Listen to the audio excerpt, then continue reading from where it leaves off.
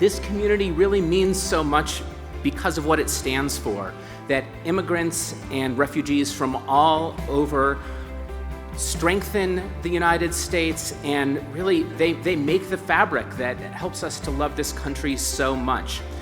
This reunion is a celebration of that idea, but it is also taking place in a time where that idea is being questioned over and over again. We hope that this reunion will be a time for you to engage in conversations and reflect on these issues, but also a time to find strength and reflect together on what it means to be a powerful community of new Americans.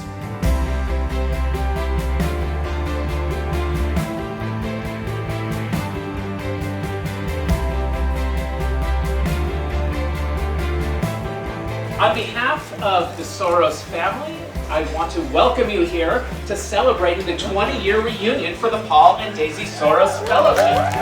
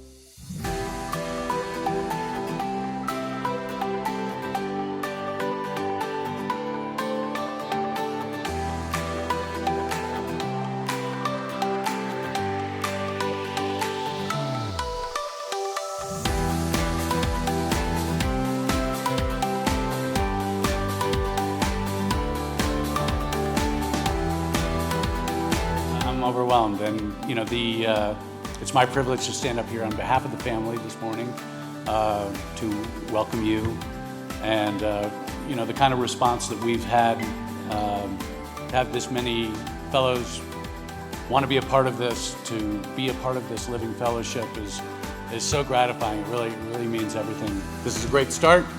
Please join me in welcoming Viet Thanh Nguyen.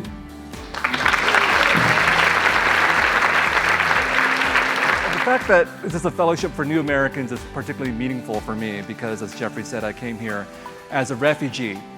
And throughout the 1970s and 1980s, as I was growing up in this country, my father would always say to me, "You are 100% Vietnamese." Then in 1994, the United States reestablished political relationships with Vietnam, and my parents, after 19 years in exile, took the very first opportunity to go back to Vietnam, and they went back twice. And after their second trip, they came back, and over Thanksgiving dinner, my father said to me, "We're Americans now." In order to change this country, we have to change this story. We have to dream of an America that builds bridges rather than builds walls.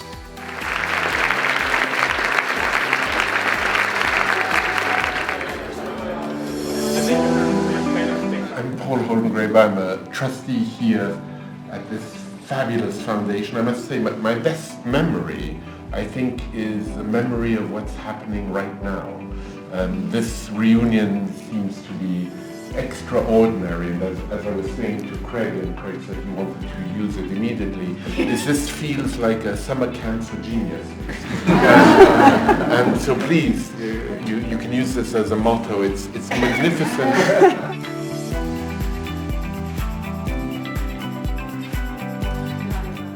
I see how that can make people more believe that immigrants can be good, but I wonder if that really changes people's perceptions of policies, because they'll just convince themselves that the immigrants at the border are bad immigrants, right? That they're a different kind of immigrants. But to me, what the stories that often resonate the most aren't necessarily ones of achievement, but they're of resilience. And perhaps there's a fine line between those two things. But and that's what's incredible about immigrants, right? The ability to kind of to hit something, hit an obstacle, and then be able to continue past it. And it would be nice to have that story heard more. We can talk about images and an ethnic hate, but we also have to deal with the power structure that allows police to come in and navigate and patrol these spaces that were never intended to be policed. My dad really brought physics and chemistry and biology to bear on everything that we did. And what I learned from my dad is that behind every natural phenomenon, there is a biological mechanism. You just have to look for it. I do crave for truth because I can't find it anywhere anymore. And it doesn't really mean it's just like, arts that people of color do or Iranian people do. I really like looking at problematic things. If there's bad art, I really am interested in looking into it. If it's a bad narrations of, my culture in Homeland or here, there, I love to dig into it and look at it because that's another responsibility that I feel on myself, that it's good to not just look at the art that I believe it's a good art, but look the other places.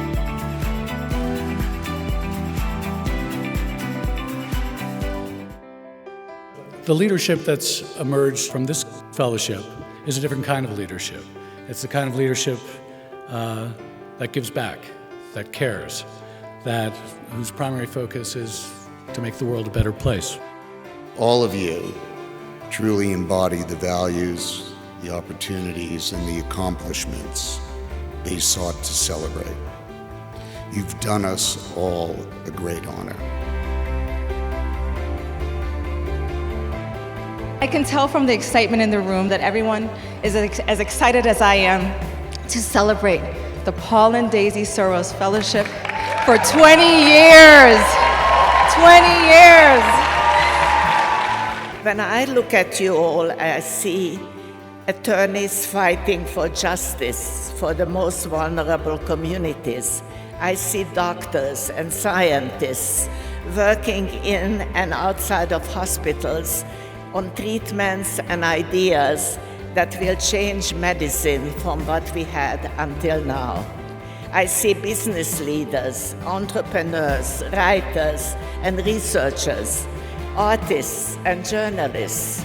I see musicians, teachers, and professors, all of you electrifying the country and the world with your brilliant ideas. I would like to thank you all for the enormous pleasure and pride you have given me and my family. And I wish you my very best in your endeavors and may all your dreams come true. Thank you very much and good night. Here's to the Paul and Daisy Soros Fellowship 20th reunion. We love you, Daisy. We're gonna throw down in Colorado, y'all. What?